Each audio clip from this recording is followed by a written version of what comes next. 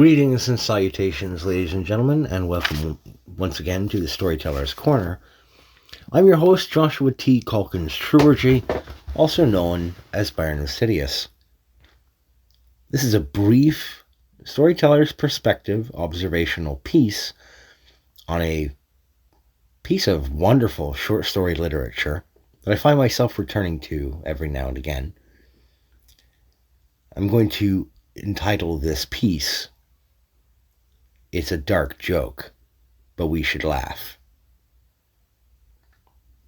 All the way back in 1999, in my junior year of high school, the students of Mrs. McDonald's Honors English 11 classes were blessed with the task of reading Kurt Vonnegut's spine-wrenching short story powerhouse, Harrison Bergeron.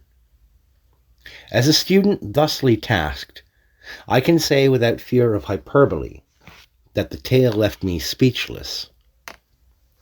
For a loud-mouthed, ever-blathering windsock of a person, such as I can get to being at times, that's saying something.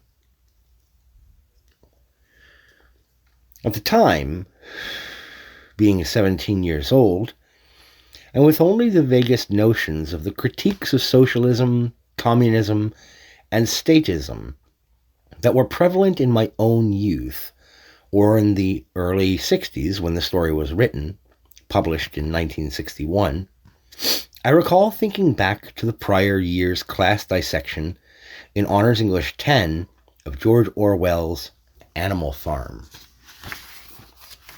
There was definitely a similarity there in themes, I thought, one which had been explored and expounded upon by literary analysts in academia, in literary circles, and among, nowadays, bookish YouTubers and streamers and TikTokers in the modern digital era. Every couple of years, I track down an audiobook version of the story to listen to again, or I hunt it down and find it in one of my short story collections, be it digital or physical, that hosts this story, and I read it once more. When a story is potent enough and leaves a strong enough impression, it deserves to be returned to, especially a short story. During a podcast that I caught in the last couple of months, a guest, Douglas Murray, made a quick reference to the story of Bergeron, which once more inspired me to track it down again for a quick read. Now, ladies and gentlemen, Kurt Vonnegut's Harrison Bergeron is not a lengthy work. On average, a single 10 to 15 minute sit-down can get most readers through the entirety of it, at best.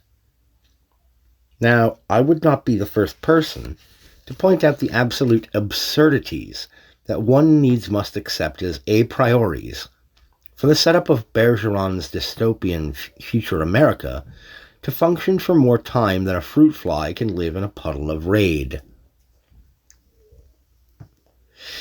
It's preposterous to imagine it.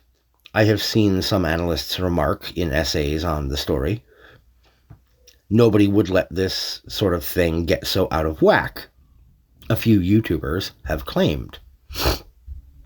Yet we clamped down the world's economies over COVID-19. How quickly we forget. While I have always preferred clarification from the creator directly, or implication and inference from them, over and above interpretation, well, the good Mr. Kurt Vonnegut is no longer on this mortal coil. From beyond the grave, he snickers at our revulsion at the sight of Bergeron's 2081 America.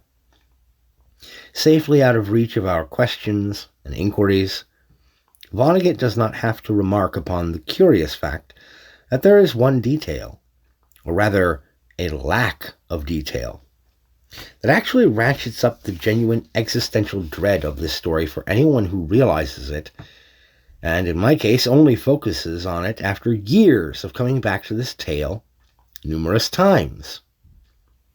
Diana Moon Clampers, good wordplay there, by the way, clamping down on freedom, clampers, the handicapper general, well, She has no capability or handicap descriptors in the story. None. She just is named, her position and title named. She shows up and does what she does. When Harrison Bergeron bursts onto the scene of the ballet broadcast and does the best and most desperate attempts to equalize him to every other man, the person in charge of handling this equality paradigm of the world of Bergeron resorts to cold-blooded public execution. Kate Wand, a talented writer in the philosophical and literary analysis arenas, has a brilliant and brief analysis breakdown of the overarching "some pigs are more equal than others" parallel to Animal Farm that Clampers's violence on Bergeron and his nameless empress demonstrates in the tale.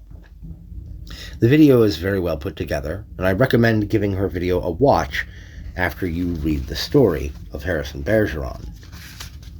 But there's something that Ms. Wand does not touch upon, something that nobody else seems to have touched upon in YouTube video analyses that I've tracked down and watched all the way through. And it's something that I had overlooked for years, and I've only spotted it this time around because of some elements over the last 5 to 10 years of America's modern liberal obsession with equity, especially as it fits into the whole DEI, diversity, equity, and inclusion push across all facets of our culture. The drive toward this equal outcomes always comes by means of handicapping or damaging those who show a natural propensity toward success, who are naturally more capable of being successful, dragging them down into mediocrity with everyone else. The mediocre are never given a push up to become exceptional. There's another, perhaps more significant absurdity in Vonnegut's framework for this story, one that perhaps he recognized right away, and threaded into Bergeron so gently that only a handful of folks would stumble upon the grand joke and share a dark laugh with him many years after the story's publication in 1961. And here, friends and neighbors, is the joke. In order to ensure universal, uniform equality of outcome or equity, some people must receive more handicaps than others.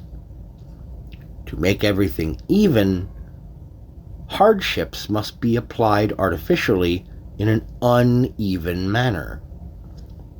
The entire system and or ideology is self-defeating and contradictory. Anyone with a modicum of capacity to observe that reality would likely have to be eliminated, lest they utter this observation out loud for others to consider.